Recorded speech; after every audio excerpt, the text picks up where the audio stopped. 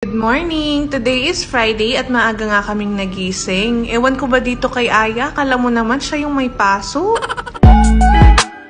Ngayong umaga ko pala ininom itong freshest avocado milk kasi naman maaga ako nakatulog kagabi at di na nga ako nakainom. Dahil maaga pa nga yan, nilabas muna namin si Aya para magpa-araw. At syempre, konting maritesan with asawa.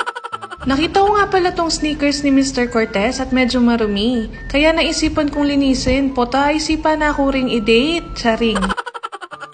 Buti na lang meron ako nitong KS wipes. Tingnan nyo naman tong wipes na to. Ang kapal at parang meron na rin nga siyang sabon. Itong ang dumi na to, parang kalawang siya. Pero kita nyo naman, ilang kuskus lang na alis dahil sa KS wipes. Perfect ito sa mga mahilig sa white sneakers at walang masyadong time para maglinis lagi ng sapatos. Dahil alam naman natin, pag white ay dumihin. Pa na mga asawa ko mahilig sa white shoes pero minsan matamad yan namang maglinis. Charis.